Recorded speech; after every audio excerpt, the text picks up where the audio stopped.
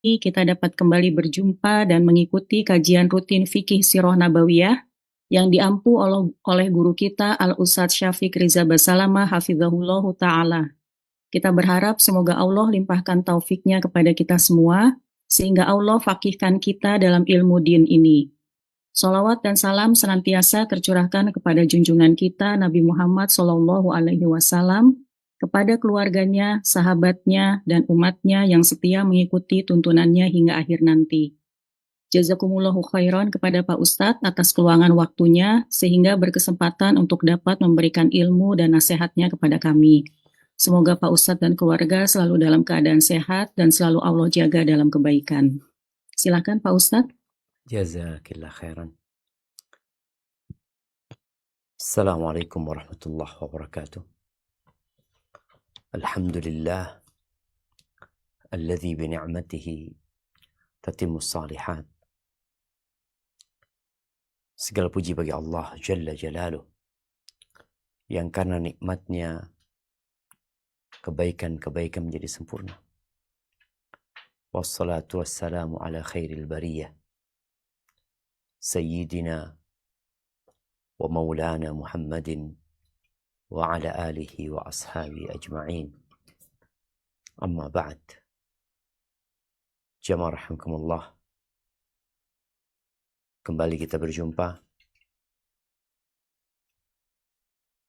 untuk melanjutkan cerita perjalanan hidup Rasul sallallahu alaihi wasallam. Berjuang, berkorban dengan jiwa, raga, dan harta yang dimiliki demi sampainya agama ini kepada kita. Terkadang kita malas membaca,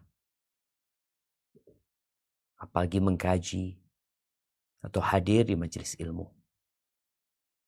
demi memperdalam kecintaan kita kepada sang Nabi alaihi salatu wassalam.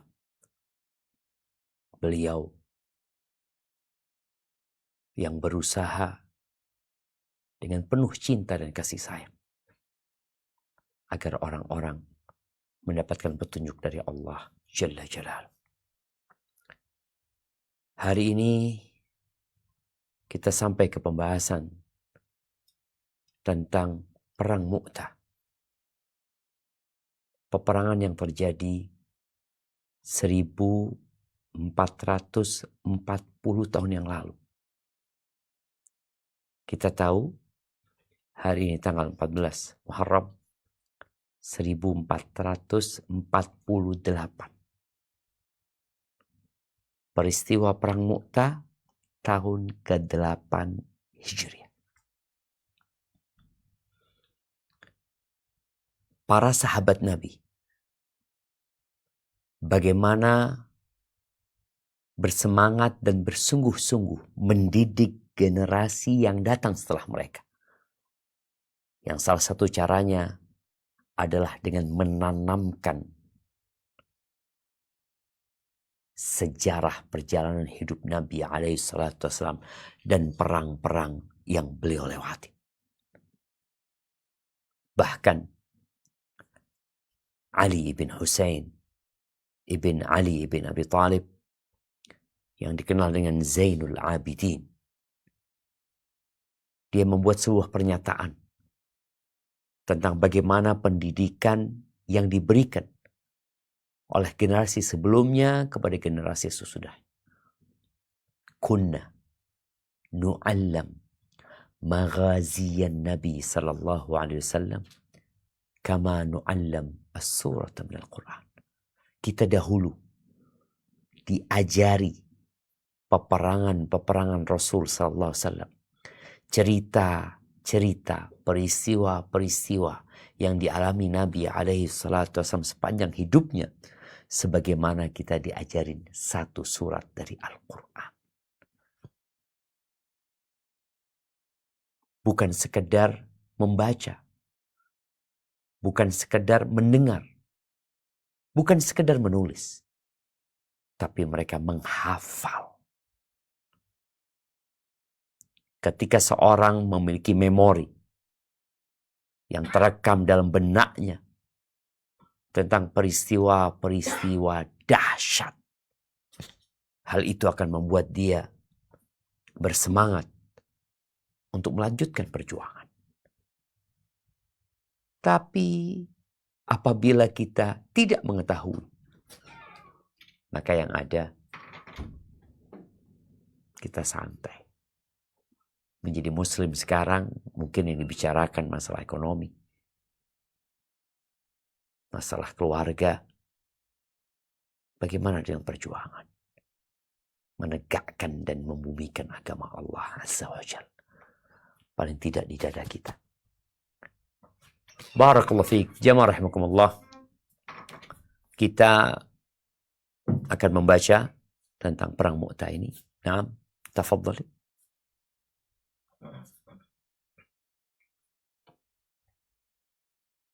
Bahwa peperangan ini disebut dengan istilah Ghazwah atau perang yang dipimpin oleh Nabi Shallallahu Alaihi Wasallam. Padahal Nabi Shallallahu Alaihi Wasallam tidak ikut dalam perang ini. Hal ini disebabkan banyaknya para sahabat yang ikut dalam perang ini, yaitu mencapai 3.000 prajurit. Selain itu, ini adalah jumlah yang sangat besar dibanding dengan peperangan-peperangan yang dipimpin langsung oleh Nabi Shallallahu Alaihi Wasallam. Perang ini terjadi pada bulan Jumadil Ula tahun 8 Hijriah dan dinamakan Mu'tah karena perang ini terjadi di wilayah tersebut. Barakallahu fikum. Ya, kalau kita membaca buku sejarah perjalanan hidup Nabi SAW, ada dua macam ekspedisi militer. Yang satu disebut Al-Ghazwah, yang satu disebut As-Sariyah. Ghazwah biasanya penyebutan untuk peperangan yang dipimpin langsung oleh baginda Nabi kita Muhammad alaihi salatu wassalam. Sariyah itu adalah ekspedisi militer di mana Nabi alaihi salatu wassalam memilih salah satu sahabat atau beberapa sahabat untuk memimpin perjalanan perang tersebut.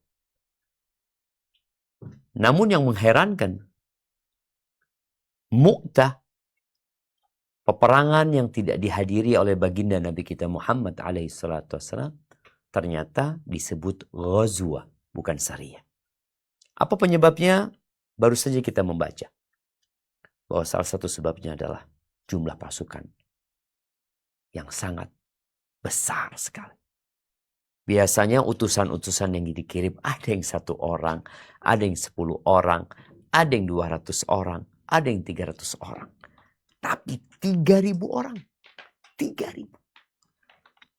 Belum pernah terkumpul pada saat itu pasukan Nabi SAW dengan sejumlah 300 orang ini. 3.000 orang ini. Kecuali ketika perang Khandaq. Itu pun tidak pergi para sahabat Nabi. Ada bertahan di dalam kota Madinah. Di mana letak Mu'tah? Mu'tah ini jauh. Kalau antum melihat Google Map, mungkin bisa ditampilkan.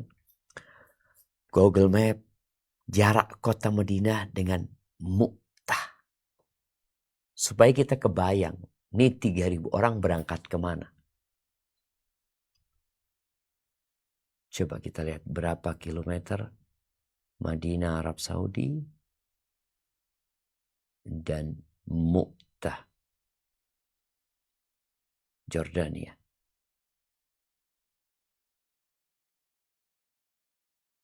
...996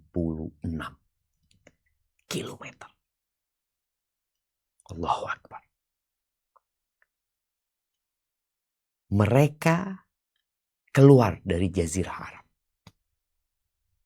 Menuju kemana? Ke Syam. Tapi apa penyebab terjadinya perang ini? Kita akan ketahui sebentar lagi. Nah, Latar belakang perang ini adalah ketika Rasulullah Shallallahu Alaihi Wasallam mengutus Al Harits bin Umair Al Azdi untuk membawa suratnya ke penguasa Basra. Ya, ini perlu diganti, bukan Basra, tapi Busra. Kalau Basra itu di Irak, kalau Busra ini di Syam, ya diganti Busra. Tiba-tiba ia dihadang oleh Surahbil bin Amr al-Ghasani, lalu ia pun diikat dan dibunuh. Mendengar hal itu, Rasulullah Shallallahu Alaihi Wasallam pun marah karena utusan beliau Shallallahu Alaihi Wasallam dibunuh. Oleh karena itu, beliau Shallallahu Alaihi Wasallam mengirim pasukan dan menunjuk Zaid bin Al-Harithah sebagai panglimanya. Lalu beliau Shallallahu Alaihi Wasallam bersabda, jika Zaid terbunuh, maka digantikan oleh Ja'far. Bila Ja'far terbunuh, maka digantikan oleh Abdullah bin Rawahah. Barakallahu fiik. Ahibati fillah. Jadi utusan itu tidak dibunuh. Artinya secara kode etik, hubungan antar negara, dalam kondisi perang pun, apabila ada utusan yang berangkat untuk bertemu dengan pimpinan dari kelompok yang lain, itu nggak boleh dibunuh. Dan satu-satunya utusan Nabi alaihi salatu wasallam yang dibunuh, ya ini, Al-Harith ibn Umair Al-Azdi. Tatkala Al-Harith sampai ke Busra, disebutkan dia berjumpa dengan Shurahbil bin Amr. Shurahbil bin Amr ini, dia adalah adipati atau apa penyebutannya.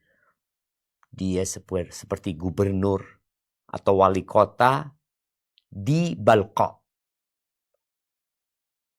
Balqa ini salah satu daerah yang dekat dengan Mu'tah ini.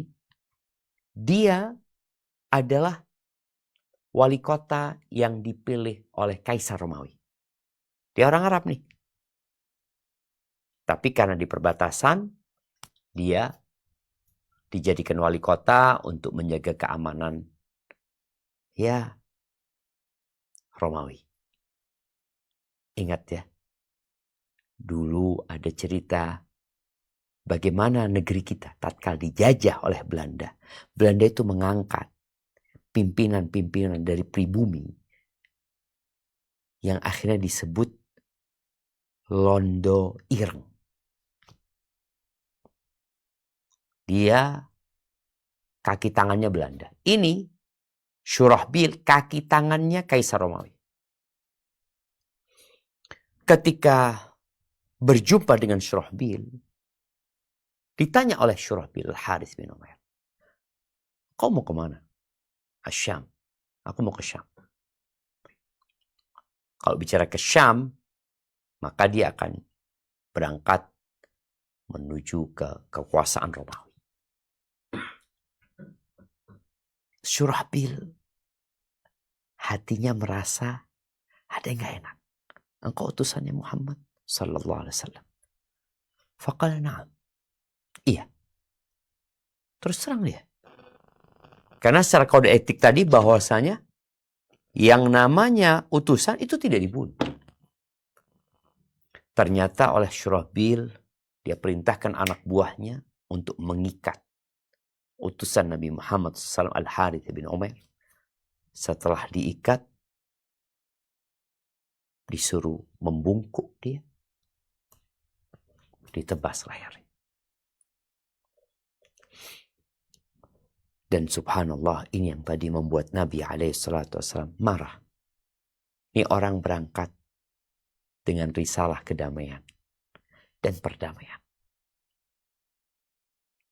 Dia tidak datang untuk berperang. Supaya kita faham semua. Omongan sebagian orientalis yang mengatakan bahwa Islam disebarkan dengan pedang dalam rangka menjelek-jelekkan Islam adalah sebuah pernyataan yang ditolak keras oleh sejarah. Islam tersebar dengan dakwah. dengan dakwah. Bagaimana Islam masuk ke negeri kita Indonesia? Apakah orang-orang dari dataran semenanjung Arab sana datang ke sini dengan senjata mereka? Datang ke Indonesia untuk merampas dan merampok hasil bumi Indonesia? Seperti yang dilakukan oleh orang-orang Belanda, Portugis, Inggris ketika datang? Tidak. Maka akhirnya Nabi SAW melihat jalur dakwah tertutup. Mau tidak mau akhirnya urusan ini harus diselesaikan. Karena dengan dibunuhnya utusan beliau SAW, itu adalah pengumuman perang. Mereka yang mengumumkan perang. Rasul SAW akhirnya mengangkat 3 orang sahabat untuk menjadi pemimpin yang berganti. Yang pertama adalah Zaid bin Harithah. Zaid bin Harithah adalah kekasih Nabi SAW. Dia mantan budak yang dibebaskan. Zaid bin Harithah bukan dari kaum Quraisy. Dan bangsa Arab ini dahulunya mereka memiliki sifat berbangga-banggaan dengan nasab mereka. Makanya ketika yang dipilih Zaid bin Harithah, Ja'far bin Abi Thalib yang merupakan sepupu Nabi SAW sempat bertanya, kok dia yang dipilih? Pemimpin utamanya adalah Zaid bin Harithah. Maka Nabi SAW mengatakan, imdi, berangkatlah Ja'far. Fa'innaka la tadri fi ayyi dhalika khair. Engkau enggak tahu di mana letak kebaikan itu. Akhirnya Ja'far berangkat. Jadi kalau Zaid terbunuh diganti oleh Ja'far. Kalau Ja'far terbunuh diganti oleh Abdullah bin Rawah. Nabi ingin memberikan pelajaran kepada setiap muslim bahwa engkau tidaklah menjadi mulia di sisi Allah karena nasabmu. Inna akramakum indallah atqakum. Yang paling mulia di antara kalian di sisi Allah Azza wa Jalla adalah yang paling bertakwa. Kita lihat bagaimana Zaid bin Harithah menjadi komandan pemimpin yang di bawahnya ada siapa? Ada keluarga Nabi SAW. Ada saudaranya Ali bin Abi Thalib. Ja'far bin Abi Thalib. Dari Bani Hashim. Al-Qurashi. Zaid bukan.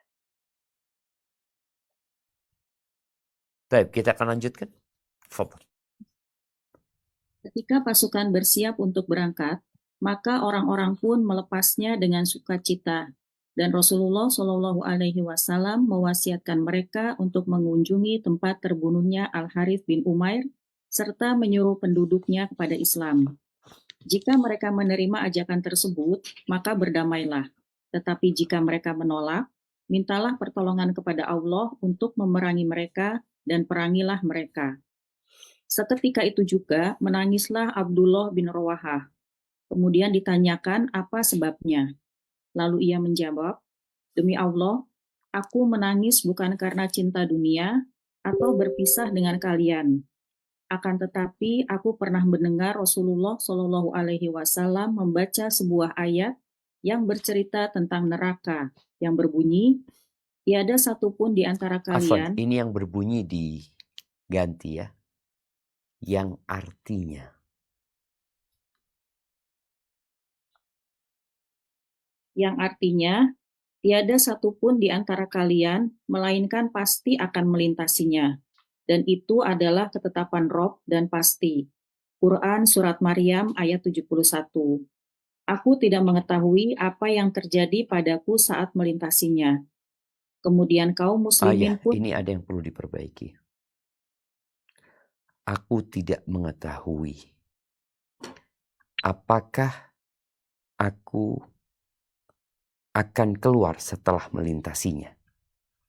Apakah aku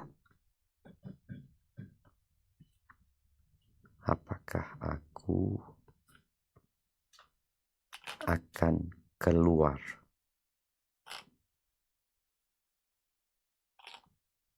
melintasinya?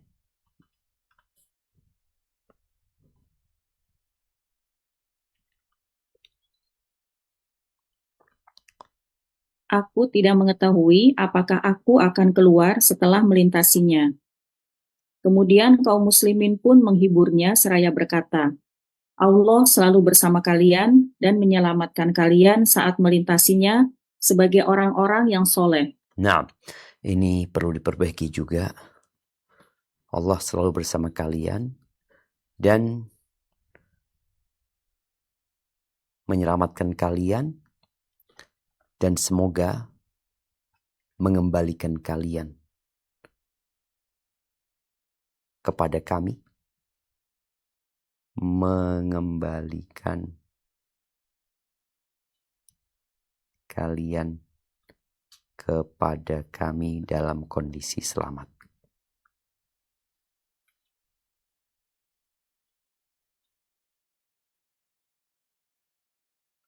Selamat atau baik-baik saja. Nah, sebelum dilanjutkan, jamaah rahimakumullah. Bagaimana tatkala mereka hendak pergi? Nabi SAW berwasiat kepada mereka. Wasiat yang pertama, pergilah ke tempat terbunuhnya Al-Harith ibn Umair Al-Azdi. Yang kedua, ajak mereka menuju kepada Allah. Surat yang dikirim sama Nabi SAW, kandungannya adalah mengajak mereka untuk masuk ke surga Allah Subhanahu wa taala. Maka ketika Nabi SAW mengutus 3.000 pasukan ini, tetap dengan tujuan yang sama, bukan balas dendam. Biarkan orang itu mendengar Islam. Biarkan orang itu tahu dengan kebenaran Islam. Karena nanti ketika negeri Syam ini ditaklukkan jamaah, mereka benar-benar berbahagia dengan kedatangan umat Islam. Mereka merasakan kedamaian, ketentraman, kesejahteraan setelah umat Islam sampai ke mereka. Namun ada penghalang yang terkadang membuat sebagian orang tidak mengerti hakikat Islam itu apa. Maka Nabi SAW menyuruh ajak mereka. Kalau mereka menolak, sudah mau gimana lagi? Terpaksa. Dan Abdullah bin Rawaha menangis diceritakan. Bukan karena dia cinta dengan dunia, takut dengan kematian, bersedih karena berpisah dengan orang-orang di Madinah. Enggak. Yang dia khawatirkan adalah setelah dia mati. Allah Azza wa Jalla berfirman di surat Maryam ayat 71, wa in minkum illa wariduha. Jadi kalau kita bicara firman Allah, maka yang dibacakan adalah yang ada dalam Al-Quran. Sedangkan di buku ini tadi adanya adalah artinya. Namun disebutkan sebuah ayat yang bercerita tentang neraka yang berbunyi. Padahal ini arti ayat. Ayatnya bunyinya, wa in minkum illa wariduha kana ala rabbika hatman maqdiyah. Yang dikhawatirkan oleh Abdullah bin Rawaha, semua orang pasti melewati neraka, melintasi neraka, sirat yang berada di atas neraka jahanam. Tapi Allah tidak sebutkan siapa yang selamat. Apakah aku akan selamat? Nah, di ayat selanjutnya Allah mengatakan, "Tsumma nunajjil ladzina taqaw." Kemudian kami selamatkan orang-orang yang bertakwa. Apakah aku termasuk akan keluar setelah melintasinya? Enggak tahu. Tapi yang jelas semuanya melintasinya dan tidak disebutkan semuanya akan keluar dari tempat perlintasan tadi. Barakallahu fiik. Baik, Lanjutkan.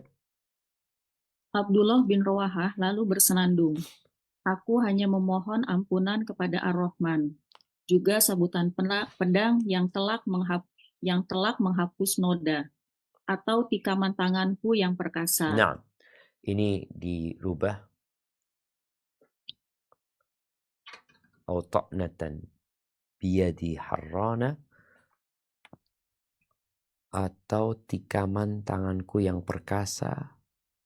Oke, nggak apa-apa, lanjutkan. Atau tikaman tanganku yang perkasa, dengan tombak yang merobek perut dan dada. Hingga ketika orang melintas, makamku berkata, Allah telah membimbingnya, pejuang yang mendapat hidayah. Kemudian berangkatlah pasukan tersebut Barakallahu dan fikum. Rasul Afwan. Iya, ini ada yang kurang tepat ya. Di terjemahannya, atau tikaman tangan musuh yang perkasa. Biyadi harrana mujhizatan. Iya. Atau tikaman tangan musuh yang perkasa dengan tombak yang merobek perut dan dadaku, hingga ketika orang melintas di kuburanku, melintas di jasadku, melintasi jasadku. Nah,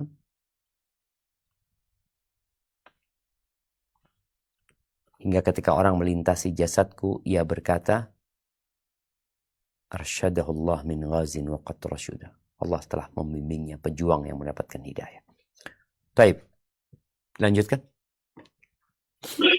Kemudian berangkatlah pasukan tersebut dan Rasulullah Shallallahu Alaihi Wasallam mengantar dan melepasnya hingga perbatasan Tatniyatul Wada. Beliau Shallallahu Alaihi Wasallam berhenti dan melepaskan mereka. Barakallahu fikum. Jadi Abdullah bin Rawaha, dia berprasangka bahwa dia akan tewas pada peperangan ini. Maka dia mempersiapkan diri. Mempersiapkan dengan hati dan dengan lisannya. Karena pada hakikatnya semua akan meninggal dunia. Tapi bagaimana tatkala kita meninggal dunia? Kita meninggal husnul khatimah.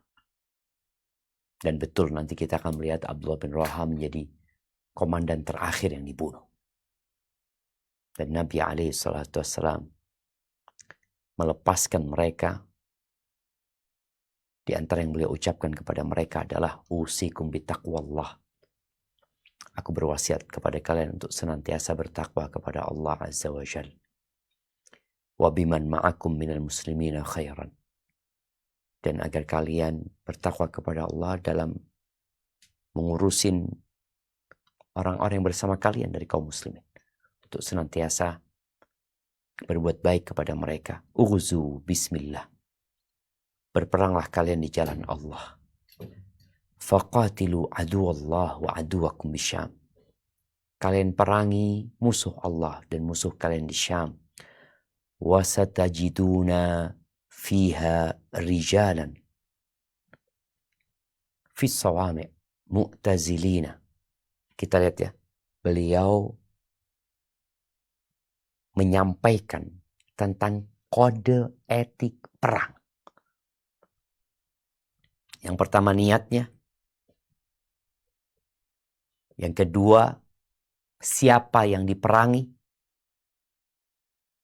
Lalu Nabi menyebutkan SAW di sana, di Syam sana, kalian akan mendapati para lelaki-lelaki yang hidup di biara-biara.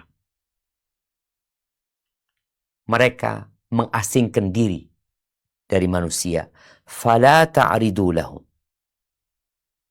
Jangan kalian memerangi mereka.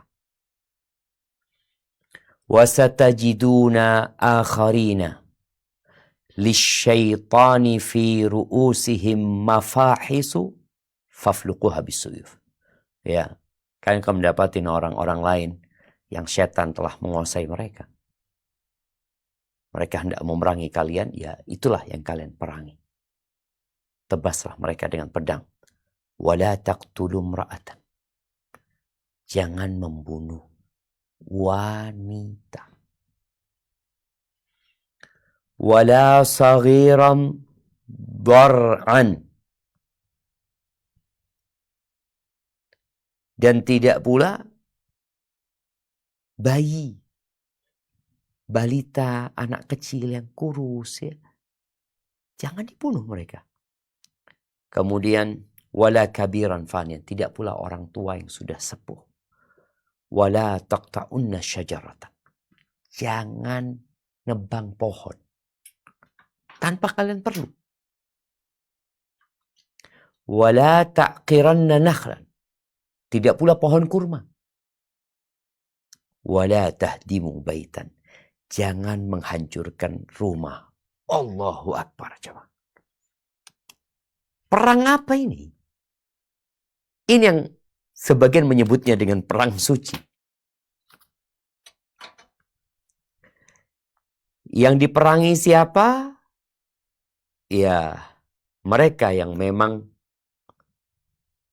orang-orang jahat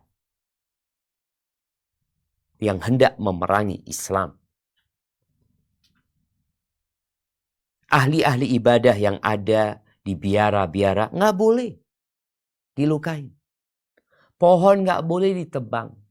Perempuan nggak boleh dibunuh. Orang yang sudah sepuh nggak boleh dibantai. Anak-anak juga seperti itu. Rumah nggak boleh dihancurin. Sedangkan kita melihat sekarang bagaimana tatkala Israel mengirimkan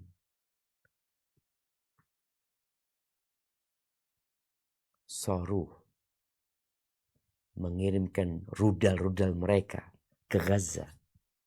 Bayi mati. Perempuan terbunuh. Orang tua terluka. Rumah hancur. Kebun habis. Islam enggak. Inilah kesempurnaan agama Islam. Orang-orang yang berpaling dari ajaran Islam, dia akan menderita dan sengsara hidupnya. Utusan Nabi dibunuh, sallallahu alaihi wasallam. Tapi beliau berpesan kepada komandan-komandan pasukan perang ini untuk tetap menjaga niat, tujuan, dan tata cara ketika berperang. Senantiasa bertakwa kepada Allah Subhanahu wa taala. Baik, kita lanjutkan. Ketika Raja Romawi mengetahui keberangkatan pasukan Islam, mereka menyongsongnya dengan 100.000 pasukan di bawah pimpinan Heraklius. Turut bergabung dalam pasukan mereka suku Lahem, Jazam, Balkin, Bahro, Wabili, dan 100.000 pasukan lainnya. Ketika jumlah yang besar itu terdengar oleh pasukan Islam, mereka bermalam 2 hari di Ma'an untuk memusyawarahkannya. Sebagian dari mereka berpendapat, ketika menulis surat kepada Rasulullah Shallallahu Alaihi Wasallam untuk menginformasikan jumlah pasukan musuh.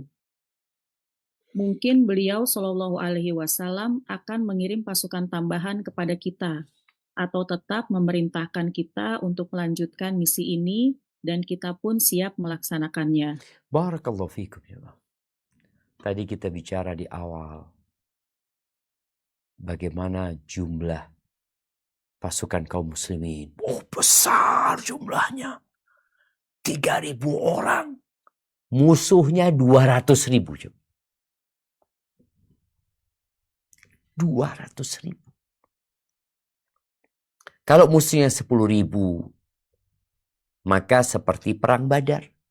300 lawan 1.000. Perang Uhud.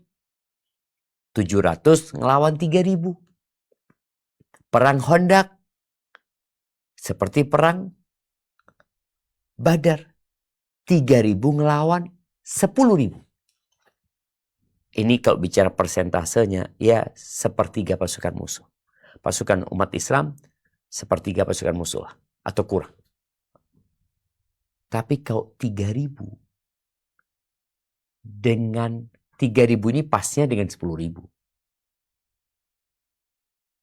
Dengan 200.000. Yang 100.000 adalah pasukan Romawi. Yang mereka adalah prajurit terlatih yang memang dipersiapkan untuk berperang. Seperti tentara-tentara yang ada di barak-barak di negeri kita. Yang mereka berlatih memanah, bukan memanah kalau di sini. Berlatih menembak, ngebom, macam-macam lah. Itu pasukannya Romawi adalah pasukan terlatih. Sedangkan 3.000 dari kaum muslimin, ya Abdullah bin Rawaha seorang penyair. Dia mungkin juga seorang petani yang membuat kebun. Jadi mereka bukan manusia-manusia yang dipersiapkan hanya untuk berperang. Karena mereka dipersiapkan untuk berdakwah. Mengajak kepada Allah Azza wa Jalla. Akhirnya ketika mereka sampai ke Ma'an, ya, sebuah lokasi yang tidak jauh dari Mu'tah, mereka berhenti untuk bermusyawarah. Apa yang mau dilakukan? 3.000 melawan 200.000. Gimana kalau kita kirim surat sama Nabi SAW? Kan waktu berangkat, gak dalam bayangan yang akan dihadapin pasukan yang besar sekali. Ketika mereka bermusyawarah, dan dalam pasukan ini ada Khalid bin Walid. Khalid bin Walid baru saja masuk Islam. Sebelum Fathu Makkah Khalid masuk Islam. Fathu Makkah itu terjadi di bulan Ramadan, sedangkan Mu'tah terjadi di bulan Jumadal Ula. Terjadilah musyawarah di antara mereka. Terus apa hasil musyawarahnya? Coba kita lihat.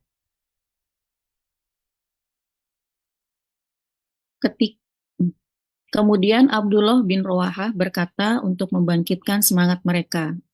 Wahai prajurit, sesungguhnya yang kalian khawatirkan adalah yang kalian cari saat kalian keluar ke medan perang, yaitu syahadah atau mati syahid. Kita tidak pernah berperang dengan pertimbangan jumlah, kekuatan, dan banyaknya. Kita tidak pernah memerangi mereka kecuali dengan semangat agama yang dengannya Allah telah memuliakan kita. Berangkatlah bertempur. Hanya ada 2 pilihan yang baik, menang atau syahid. Kemudian yang lain pun menyambutnya. Demi Allah, sungguh benar apa yang diucapkan Abdullah bin Rawaha. Maka pendapat Abdullah bin Rawaha pun menjadi keputusan. Berangkatlah pasukan Islam untuk menyongsong musuh. Hingga pasukan Heraklius mendapati mereka di Masyarif. Lalu musuh mendekat dan kaum muslimin menyelinap ke perkampungan Mu'tah dan membangun kamp militer di sana dan bersiap-siap untuk melakukan serangan. Barakallahu fikum. Ya Allah ya. Memang keimanan itu adalah sumber kekuatan. Dan inilah yang membuat pasukan musuh itu takut. Ini jumlahnya sedikit. Dengan peralatan dan perlengkapan yang seadanya mau menghadapi pasukan yang jumlahnya 200.000.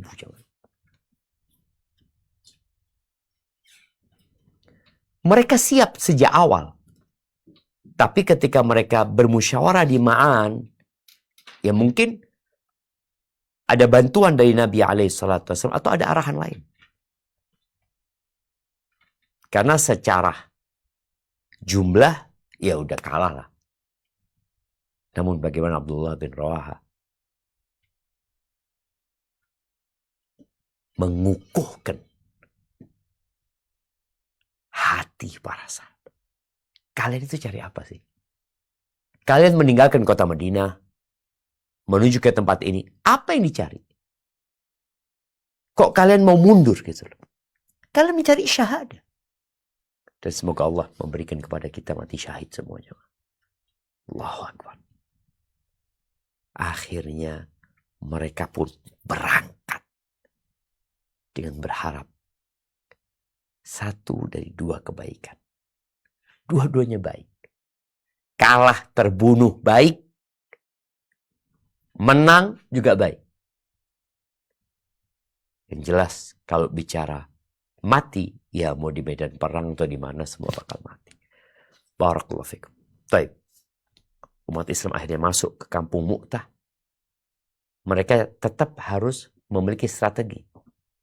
Bagaimana menjadikan jumlah pasukan musuh yang banyak itu jadi kecil. Bagaimana mereka tidak dikepung, akhirnya dibantai. Ya kalau kita berpikir 3.000 di tengah lautan jumlah 200.000, ya tinggal dibikin sebuah lingkaran, maka umat Islam akan habis di sana. Keinginan mereka untuk menyampaikan agama Allah ini kuat. Tapi mereka juga tidak konyol. Kemudian tanpa ada usaha, tanpa ada strategi, mereka maju begitu saja. Tidak. Baik, kita lanjutkan. Di perkampungan Mu'tah, dua pasukan bertemu. 3.000 pasukan berhadapan dengan serangan gencar pasukan yang berjumlah 200.000 prajurit. Perang yang sangat dahsyat dan tidak seimbang, sehingga mensyahidkan Panglima kaum muslimin Zaid bin Al-Harithah. Kemudian Panji diambil alih oleh Ja'far. Dengan kudanya, ia menerobos musuh hingga tangan kanannya tertebas pedang. Kemudian ia memegang Panji dengan tangan kirinya sambil menerjang musuh hingga tertebas tangan kirinya. Lalu ia merangkul Panji dengan dadanya hingga akhirnya terbunuh dengan syahid. Selain itu, Allah telah menggantikan kedua tangannya dengan kedua sayap di surga hingga dapat digunakan untuk terbang sesukanya. Dan karena itulah, Ja'far dijuluki sebagai orang yang memiliki dua sayap. Barakallahu fikum. Kita lihat jemaah, bagaimana 3.000 pasukan menghadapi 200.000. Zaid bin Harithah sebagai komandan, dialah yang pegang Panji. Dan Panji itu tidak boleh jatuh. Ketika Zaid terbunuh, diambil oleh Ja'far. Ja'far dengan tangannya mempertahankan itu Panji, dia ditebas, dia pegang dengan tangan kirinya ditebas, dia rangkul, kemudian dia dibunuh. Maka disebutkan Zaid Ja'far bin Abi Thalib ini dengan sebutan Dzul Janahain, ya, yang memiliki dua sayap karena kedua tangannya habis. Dan itulah peperangan jemaah. Disebut dzirwatu sanamil Islam, perjuangan yang tertinggi dalam menegakkan agama Allah ini, ya, mengorbankan jiwa, raga, dan harta. Kita ini yang tidak pernah netes darahnya dalam menegakkan agama Allah Azza wa Jalla. Mungkin sebagian kita netes darahnya dalam rangka bekerja cari uang. Sebagian terluka, cedera dalam rangka olahraga. Kapan kita terluka atau cedera dalam menegakkan agama Allah? Hampir nggak pernah. Maka tolong jalankan agama Allah ini dengan benar. Oh sulit, berat, ini dan itu. Tidak. Allah telah memudahkan agama ini. Ma ja'ala alaikum fid dini min haraj. Nggak ada yang susah di agama ini. Engkau sholat nggak bisa berdiri duduk. Nggak bisa duduk rebahan. Apakah ada kemudahan yang lebih dari ini? Oh disyariatkan puasa. Orang itu lapar, haus. Nah, engkau nggak mampu, sakit. Nggak usah puasa. Baik, kita lanjutkan setelah dua komandan terbunuh. Maka tentunya Panji akan diambil oleh Abdullah bin Rawah. Kita lanjutkan. Ibnu Umar radhiyallahu anhu berkata, Rasulullah Shallallahu alaihi wasallam menunjuk Zaid bin Al-Harithah untuk menjadi panglima perang. Lalu beliau Shallallahu alaihi wasallam bersabda, jika Zaid terbunuh, maka digantikan oleh Ja'far. Jika terbunuh, maka digantikan oleh Abdullah bin Rawahah. Aku ketika itu bersama pasukan tersebut. Kami pun mencari Ja'far. Ternyata beliau telah terbunuh dengan tubuh yang penuh luka sebanyak 90 lebih luka karena panah, tombak, dan pedang. Ibnu Umar apabila memberikan salam kepada putra Ja'far, ia berkata, "Salam untukmu, wahai putra pemilik dua sayap." Setelah Barakallahu fikum. Kita lihat ya, bagaimana bertahannya Ja'far bin Abi Thalib. Artinya dia tidak dengan luka pertama kemudian menangis, memegangi lukanya. Dengan tangannya tadi yang terputus, kemudian dia tidak lagi bersemangat. Putus asa berarti tidak bisa berjuang lagi. Yang namanya berjuang dengan segala kemampuan. Abdullah bin Umar ikut dalam perang Mu'tah itu. Dia melihat di tubuh Ja'far bin Abi Thalib 90 lebih. Imma itu anak panah, imma itu tombak, imma itu tebasan pedang. Nggak ada kata menyerah. Kecuali tatkala nyawa sudah meregang. Nah, dilanjutkan. Setelah Ja'far syahid, maka Panji diambil alih oleh Abdullah bin Rawahah. Beliau berperang hingga terbunuh. Kemudian majulah Thabit bin Arqam untuk menyelamatkan Panji seraya berkata, "Wahai kaum muslimin, sepakatlah untuk memilih seorang pemimpin kalian." Kaum muslimin menjawab, "Kamu saja." Ia menjawab, "Aku tidak mau." Akhirnya mereka memilih Khalid bin Walid. Ketika Panji berada di tangan Khalid, ia berperang dengan gigih. Dan Qais bin Abi Hazim berkata, "Aku mendengar Khalid berkata, pada perang Mu'tah, aku telah mematahkan 9 pedang, sehingga tidak ada lagi pedang di tanganku, kecuali pedang yang lebar buatan Yaman." Barakallahu Malam fikum. Nabi alaihi salatu wassalam menyampaikan, kalau Zaid terbunuh diganti Ja'far. Ja'far terbunuh diganti Abdullah bin Rawahah. Ternyata tiga-tiganya tewas. Thabit bin Arqam melihat Abdullah bin Rawahah tewas. Maka diambil itu Panji. Kemudian dia minta kepada para sahabat, ayo siapa yang mau jadi pemimpin? Dia dipilih. Engkau saja katanya. Kata Thabit, enggak. Thabit tahu diri. Dan ini pentingnya seorang muslim mengenal jati dirinya, mengetahui keahlian dan kemampuannya agar dia tidak membahayakan orang lain. Dalam kondisi mereka kebingungan siapa yang dipilih menjadi komandan setelah meninggalnya Abdullah bin Rawahah, ingat tadi ada Khalid bin Walid di sana. Yang namanya tidak disebut oleh Nabi SAW untuk menggantikan. Mereka akhirnya berikan kepada Khalid bin Walid.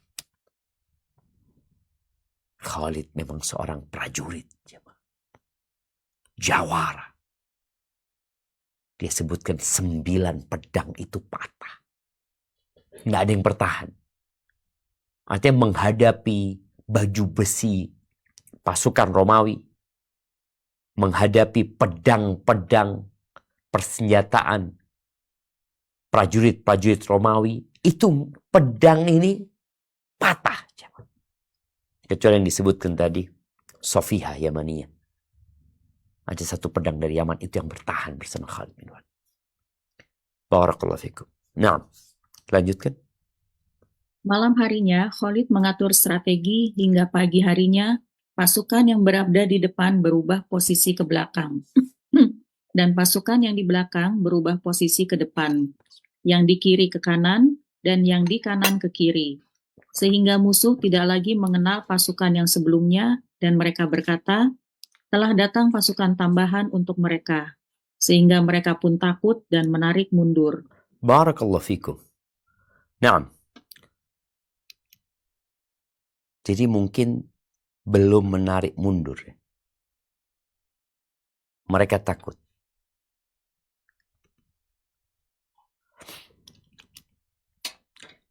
Ahibati fillah, Khalid bin Walid pernah menjadi komandan perang di beberapa peristiwa menghadapi kaum muslimin ketika dia masih kafir. Dan kita lihat peperangan di masa lalu itu ada istirahatnya. Perang siang hari capek, udah istirahat. Besok lanjut lagi. Di malam hari itu Khalid menyusun strategi. Sedangkan pasukan musuh tetap seperti yang kemarin.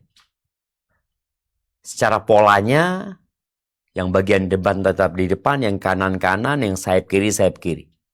Khalid enggak. Kita ini jumlahnya sedikit. Sudah banyak yang tewas. Akhirnya, Khalid bin Walid membuat strategi dirubah, yang depan, belakang, belakang, depan, kanan, kiri, kiri, kanan. Pasukan musuh melihat, loh kok lain lagi orangnya. Padahal sebenarnya tetap pasukan itu tidak bertambah. Yang menyebabkan musuh itu akhirnya takut, jemaah. Baik, kita lanjutkan.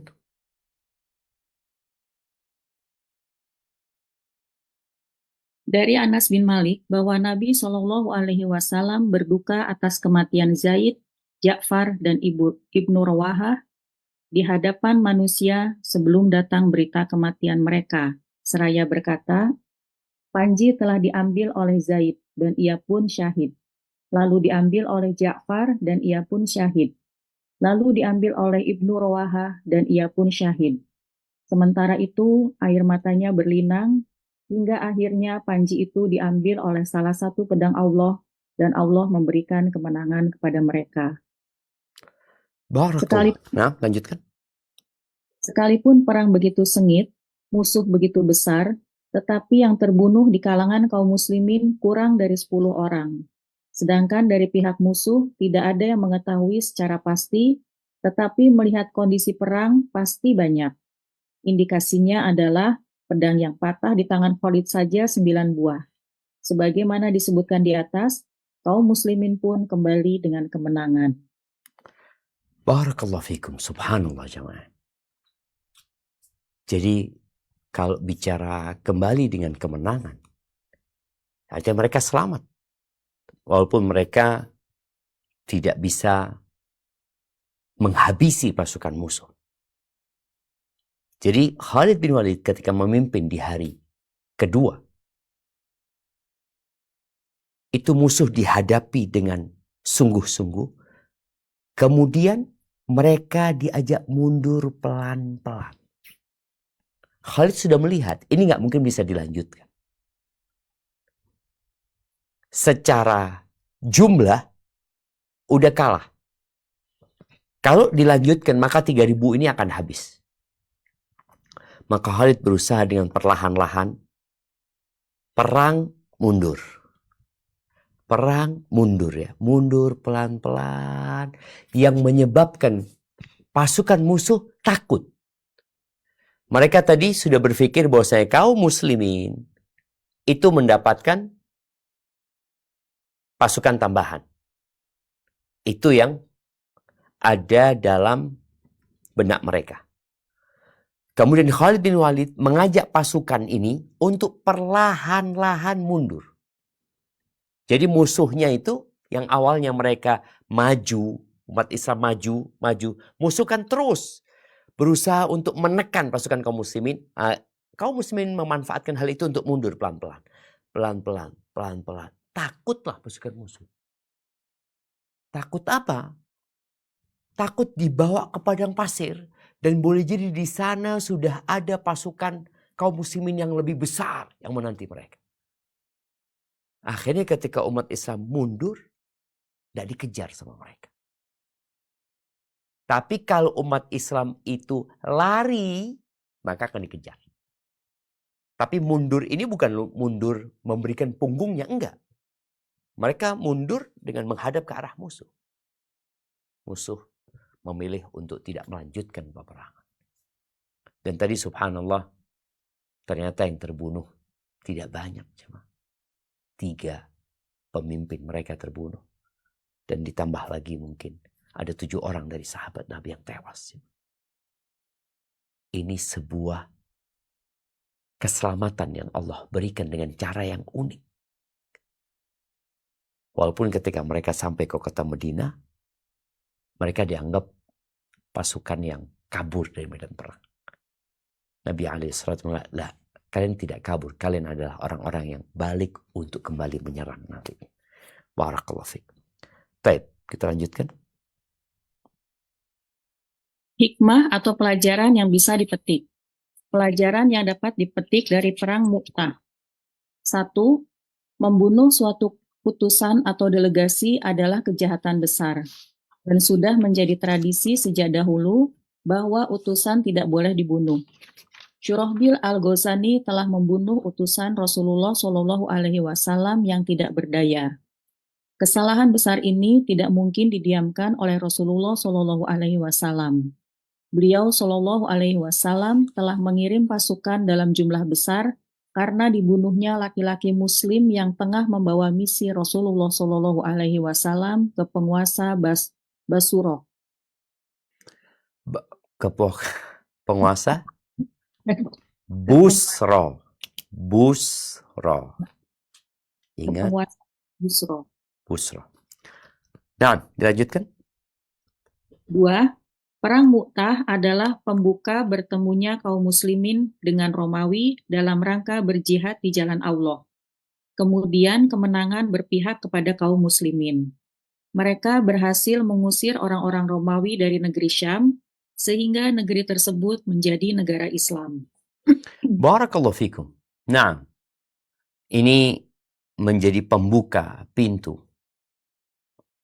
dan menjadi peringatan keras buat musuh-musuh Islam. Mereka nggak boleh lagi bermain-main dengan kaum muslimin. Mereka tidak boleh lagi bertindak semena-mena.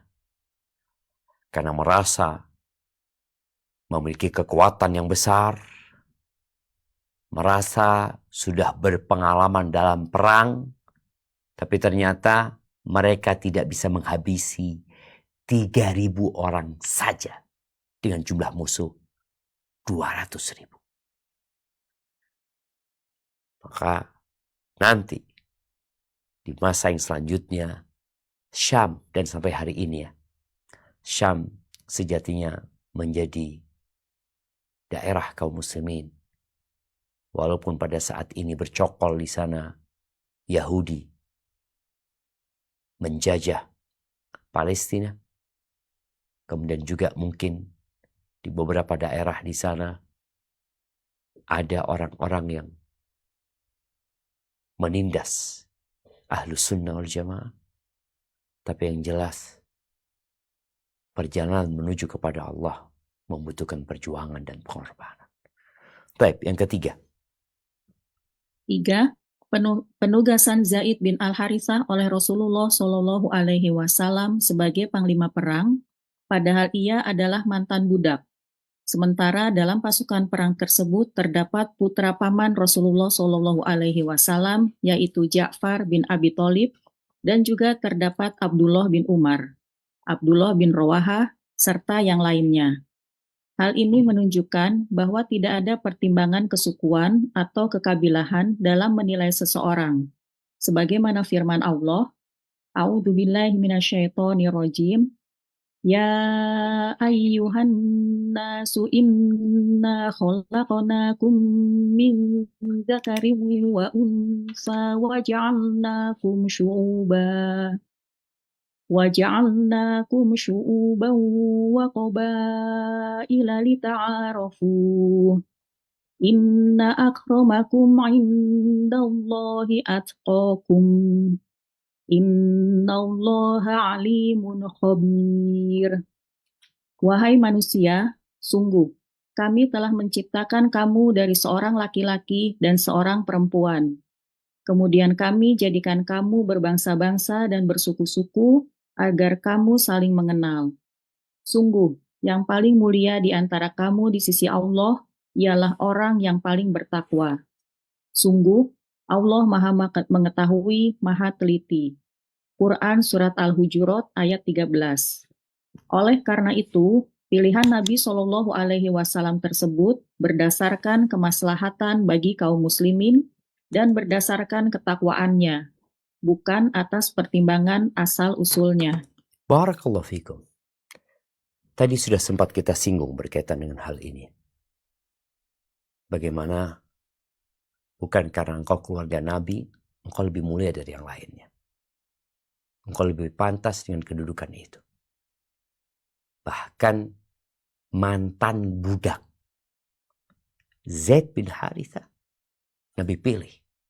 Dan disebutkan tidak pernah Nabi alaihi salatu wasallam mengutus pasukan yang di dalamnya ada Zaid bin Harithah, melainkan Zaid yang disuruh jadi pemimpin.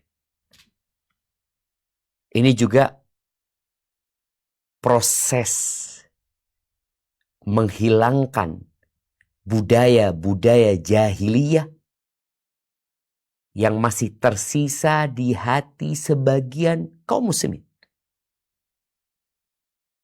Ayat yang baru saja kita baca dengan tegas mengatakan kemuliaan itu bukan dengan nasab, bukan dengan bapak kita, bukan dengan mbah kita, tapi kemuliaan itu dengan ketakwaan kita kepada Allah Azza wa Jalla. Baik, kita lanjutkan. 4.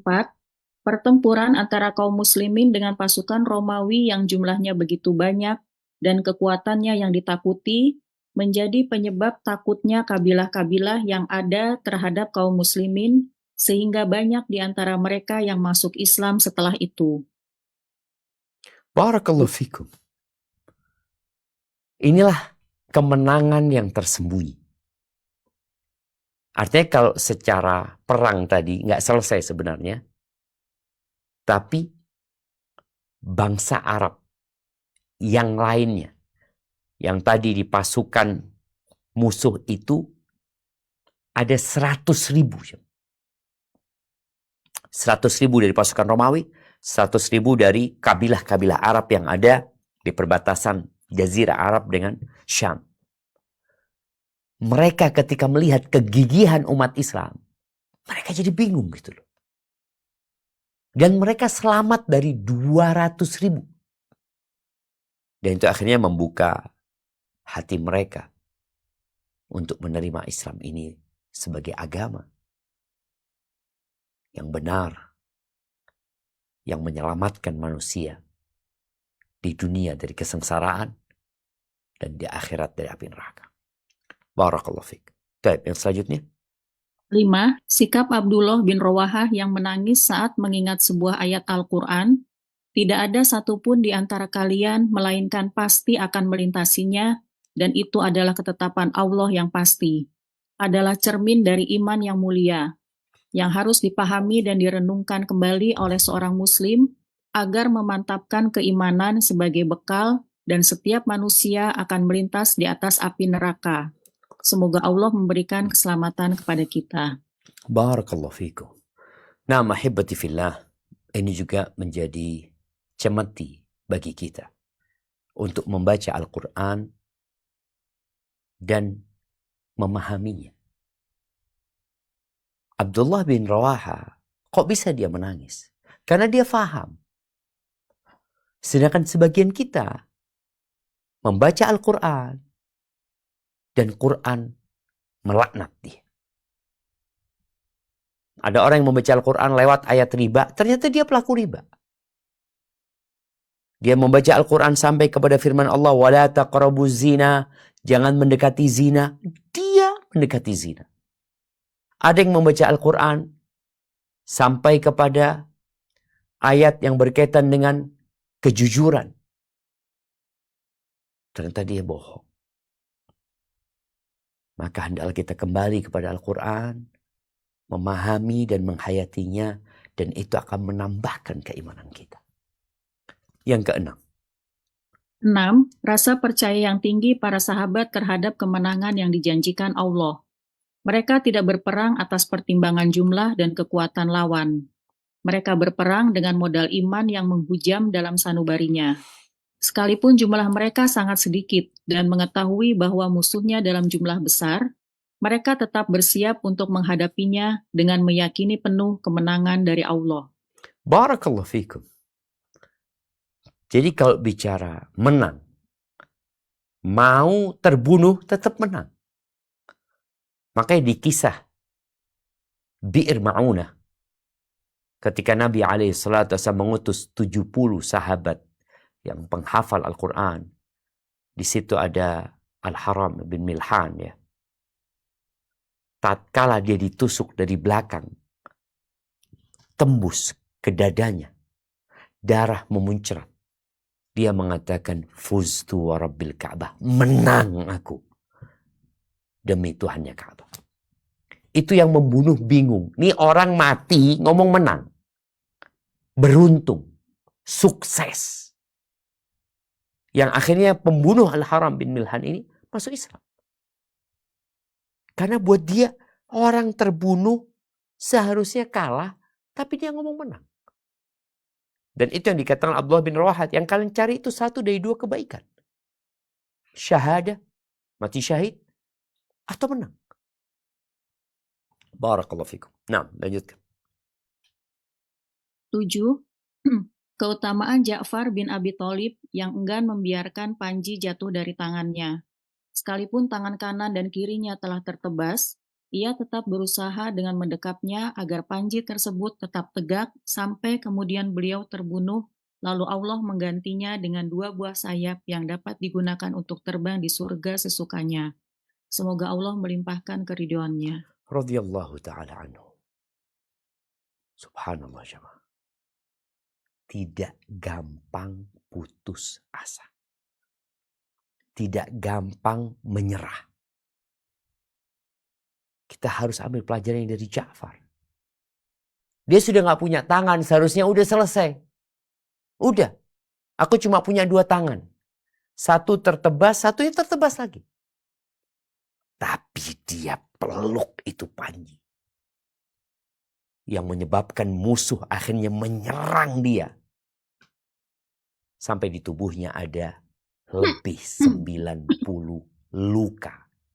Karena tebasan pedang, karena tusukan tombak, atau karena anak panah yang menancap itu. Nah, yang ke-8.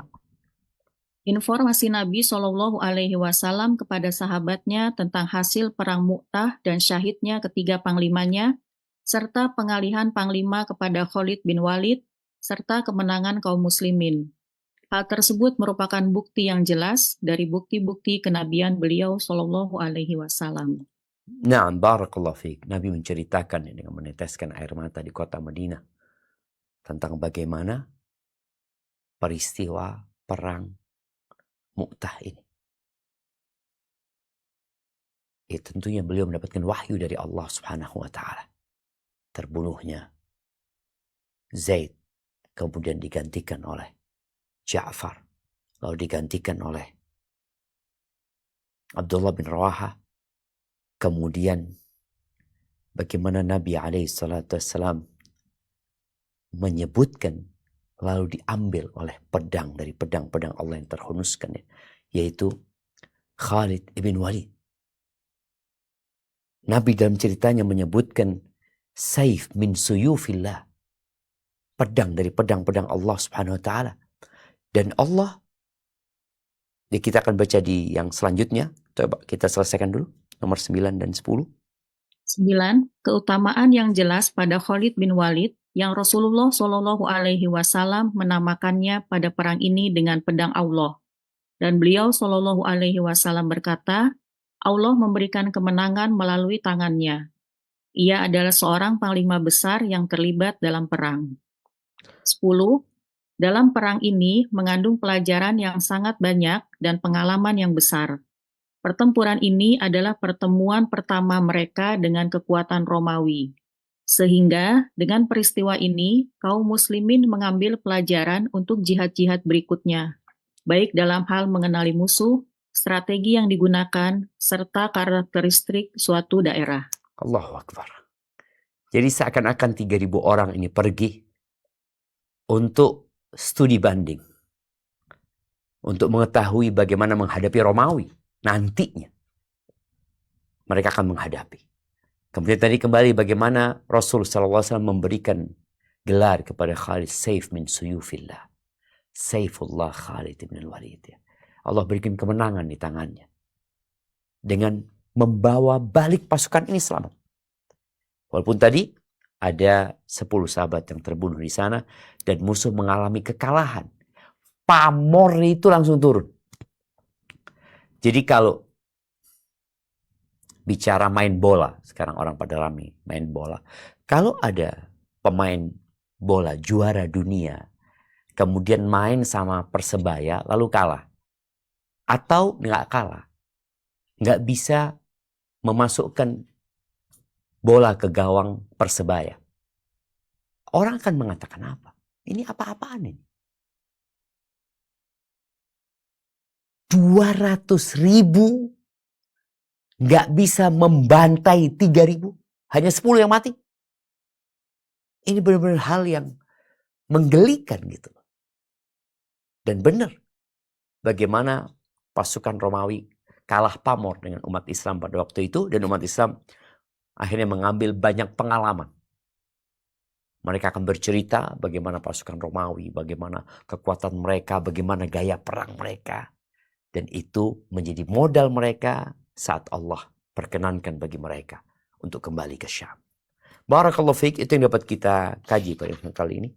Semoga kita bisa berjumpa kembali pada kesempatan yang akan datang. Mungkin kita masuk ke sesi tanya jawab. Naam, tafadhali.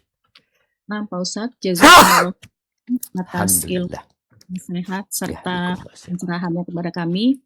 Semoga Allah mudahkan kami untuk dapat memahami dan mengamalkannya. Pak Ustadz, ada pertanyaan. Kalau misalnya ada anak usia 10 tahun, dia mau masuk Islam. Apakah pernyataan anak usia 10 tahun itu sudah bisa dihukumi? Kemudian ketika dia masuk Islam, apakah harus bersyahadat seperti pada umumnya orang masuk Islam? Jadi ceritanya begini Pak Ustadz, ada insya Allah pekan depan kami akan mengadakan hitanan massal. Jadi ada omnya itu yang omnya Islam, keponakannya itu belum Islam. Nah keponakannya itu mau dihitan, kemudian nanti akan masuk Islam. Nah itu kalau seperti itu orang tuanya non Muslim, orang tua si anaknya non Muslim, tapi keluarganya banyak yang udah Islam. Nah untuk anak 10 tahun itu ketika dia mau masuk Islam itu bagaimana Pak Ustadz? Barakallahu fikum. Nah, jadi anak yang masih kecil. Jadi anak kecil ini Allah yang pertama, semoga Allah tetapkan kita di atas agamanya dan semoga keluarga tadi yang berusaha untuk membawa seseorang ke dalam agama Allah ini mendapatkan keteguhan dalam mengamalkan Islam nantinya. Anak kecil ada yang sudah mumayyiz. Artinya dia sudah bisa membedakan mana yang kanan, mana yang kiri. Dia bisa membedakan mana yang baik ya. Ini yang bagus, ini yang tidak bagus. Jadi dia sudah bisa membedakan. Apabila dia belum bisa membedakan, maka Islamnya dia itu ikut Islam orang tuanya. Atau yang membawa dia, yang merawat dia nantinya. Karena mau tidak mau anak ini mamai bayi, pamannya masuk Islam nih, anak ikut sama pamannya atau ikut sama orang tuanya yang masuk Islam, maka secara otomatis dia ikut menjadi Muslim dengan cara itu. Kalau dia sudah mumayyiz, maka dengan menyebutkan 2 kalimat syahadat. Jadi kalau anak itu sudah mumayyiz tadi, apalagi disebutkan umur 10 tahun kayaknya, umur 10 tahun ini sudah bisa memahami makna Islam, bisa dikasih penjelasan Islam itu apa. Engkau kalau mau berdoa minta sama Allah.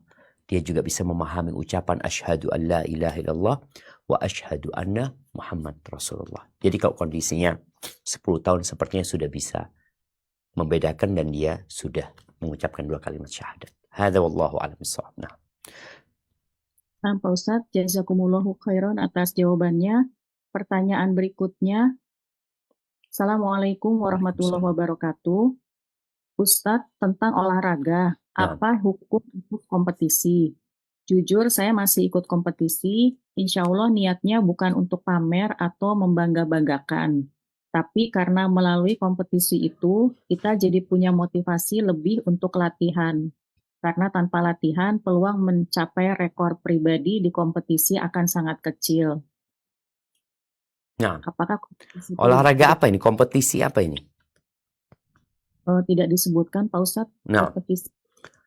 barakallahu fiik ya. Yang pertama, apabila olahraga itu halal. Dan olahraga itu juga melatih kekuatan kita, fisik kita.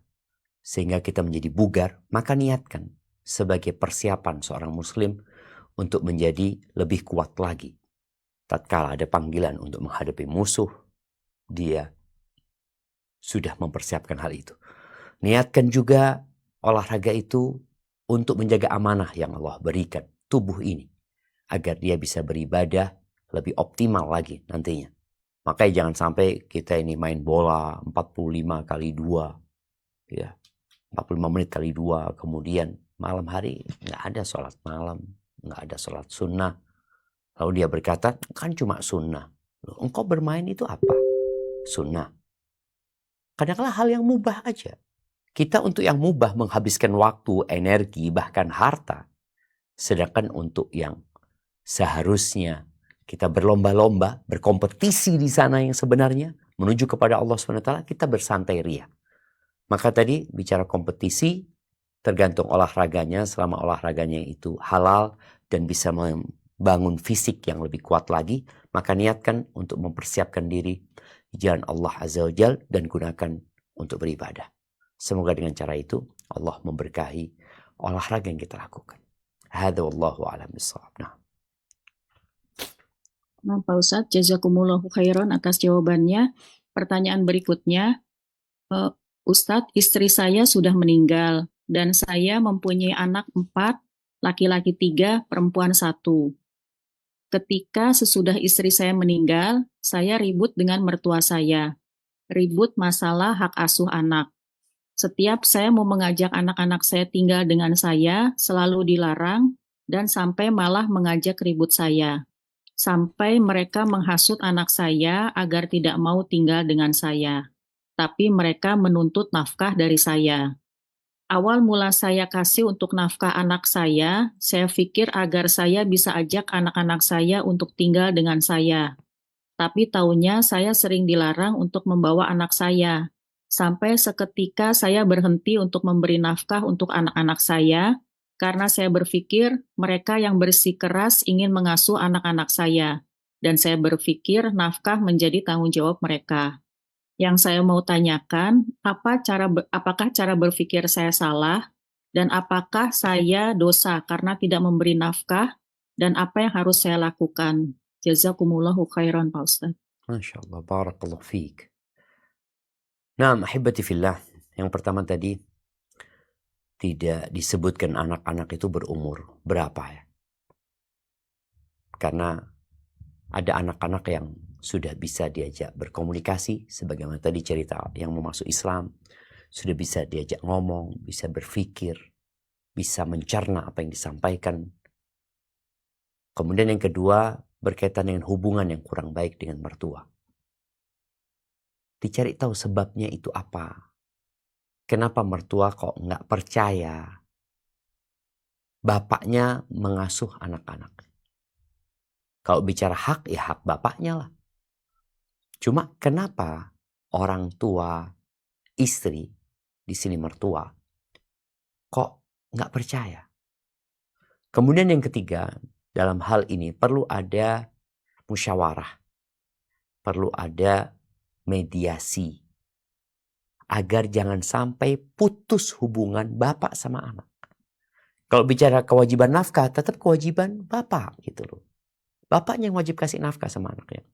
Tapi mereka yang mau merawat. Di satu sisi, mungkin, ahlan wa sahlan, gak apa-apa. Ini juga mungkin meringankan beban ayahnya. Ketika dia harus bekerja, alhamdulillah anak-anaknya ada yang merawat. Dari satu sisi, kalau kita memandang sisi ini.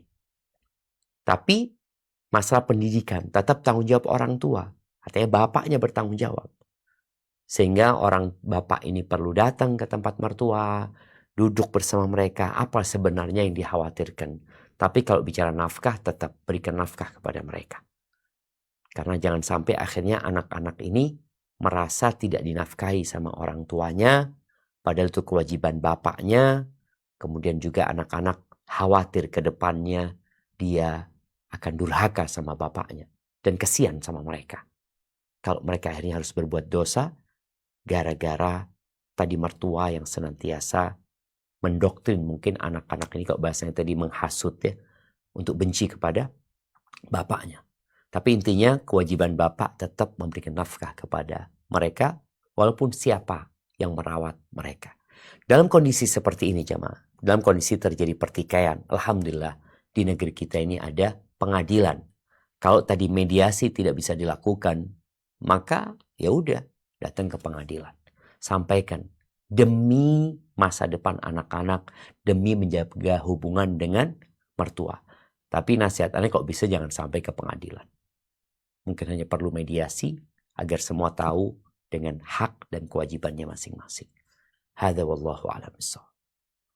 Nah, Pak Ustadz, jazakumullahu khairan atas nasihatnya. Pertanyaan berikutnya, Pak Ustadz mohon nasihatnya kepada Ana, seorang akhwat yang gagal ta'aruf sudah 2 kali. Ana sudah siap nikah, tetapi ta'arufnya masih belum tuntas. Mohon nasihatnya Ustadz, jazakumullahu khairan. Ustadz, ada pertanyaan sejenis mengenai ta'aruf. Jadi ada yang sudah sering baru sampai CV Pak Ustadz, cuman selalu setiap CV yang diterima selalu ada aja Pak Ustadz kekurangannya gitu. Apakah itu memang petunjuk dari Allah, memang belum jodohnya gitu, atau terlalu memilih gitu Pak Ustadz? Mohon nasihatnya Pak Ustadz. Masya Allah, barakallahu fiik. Naam ahibati fillah. Manusia berusaha dengan semaksimal mungkin. Dan di antara usaha yang perlu dilakukan adalah berdoa. Memohon kepada Allah Subhanahu wa ta'ala. Kalau tadi ada yang baru 2 kali ta'aruf kemudian gak jadi. Ada yang 10 kali ta'aruf belum jadi. Ada yang lebih dari itu. Ada seorang laki-laki yang dia sudah nazar 70 kali. Kalau dia cocok, ternyata perempuannya gak cocok. Kalau perempuannya cocok, dianya gak cocok. Ada aja. Maka hendaklah kita berdoa memohon kepada Allah Subhanahu wa ta'ala. Perbanyak baca la haula wa la quwata illa billah. La haula wa la quwata. Terus banyakin. Mau 100, mau 200, mau berapa kali kita baca. Itu sebagai bentuk kita menyerahkan urusan kita kepada Allah Subhanahu wa ta'ala. Dengan tetap berusaha dan berupaya semaksimal mungkin. Kalau tadi yang berkaitan dengan ta'aruf yang sampai CV, kemudian ada aja kurangnya. Semua memiliki kekurangan. Sampai mungkin CV yang menurutmu sempurna dan itu pilihanmu, ini memang tipemu. Nanti setelah menikah kau akan melihat kekurangan. Karena Allah menciptakan manusia ini kurang. Oleh karena itu, Nabi SAW ketika memberikan arahan dengan siapa menikah atau dengan siapa kita menikahkan, beliau mengatakan perempuan dinikahin karena 4 hal. Karena urusan hartanya, cantiknya, keturunannya, agamanya. Fadfar bidatid din taribat yadak. Pilihlah yang agamanya baik, kau selamat. Artinya kalau kurangnya itu di kecantikan, aman. Kurangnya itu masalah nasab, aman. Kurangnya masalah harta, aman. Yang penting jangan kurang urusan agama. Jadi dititik beratkan kepada agamanya yang gak boleh kurang. Yang lainnya boleh kurang. Ini untuk laki-laki yang memilih wanita. Tapi wanita yang memilih laki-laki. Apa kata Nabi SAW? Idza ja'akum man taradawna dinahu wa khuluqahu. Apabila datang kepada kalian seorang laki-laki yang agama dan akhlaknya, kalian ridhoi agama dan akhlaknya. 2. Ini yang menjadi titik beratnya. Bagaimana dia bersama Allah, bagaimana dia bersama hamba-hamba Allah. Kalau kalian ridhoi, Para sahabat ketika Nabi menyampaikan itu alaihi salatu wassalam, mereka sempat bertanya, ya Rasulullah, in kana fi, gimana kalau dia kurang? Artinya punya kekurangan, bukan di akhlak, bukan di agama. Ada kekurangan mungkin di urusan harta, urusan ekonomi. Kata Nabi SAW, kalau kalian tidak menikahkan orang yang agama dan akhlaknya baik ini, akan terjadi fitnah dan kekacauan di muka bumi. Taib, masalah wajah, ya tetap dipertimbangkan. Tapi jangan terlalu, wajahnya harus yang seperti ini, seperti itu. Masalah harta, tetap carilah suami yang bertanggung jawab. Yang mampu memberikan nafkah secara ekonomi. Itu hal yang wajar. Karena memang suami punya kewajiban memberikan nafkah. Tapi kalau harus banyak, harus ini seperti itu bisa diabaikan. Yang penting tadi agama dan akhlaknya, wajahnya engkau cocok. Kemudian bicara dia mampu memberikan nafkah dengan baik walaupun tidak banyak, nikahlah. Insya Allah. Allah berkahi. Hada wallahu a'lam bissawab. Na'am. Nah, Pak Ustadz, jazakumullahu khairan atas nasihatnya. Pertanyaan berikutnya, Pak Ustadz, saya sedang bertobat atas dosa-dosa saya, dan saya ingin sekali menjadi orang yang bertakwa di hadapan Allah Subhanahu wa Ta'ala. Hanya saja permasalahan rumah tangga selalu jadi ganjalan saya. Saya sempat menandatangani surat talak karena terpaksa atas kemauan istri dan keluarganya. Saya pun tanda tangan pun asal, sebenarnya tidak seperti biasanya. Entah sah atau tidak talak tersebut. Namun saya berpikir paling pahit sehingga besarnya hasrat untuk kembali saya meminta rujuk dengan istri, namun istri selalu menolak. Yang menjadikan hati saya tidak tenang dan gelisah karena ketakutan kehilangan istri saya dan jauh dari anak-anak. Karena perpisahan kami, sayalah yang melakukan kesalahan. Tidak terbuka permasalahan kerja usaha dan utang piutang hingga masalah muncul.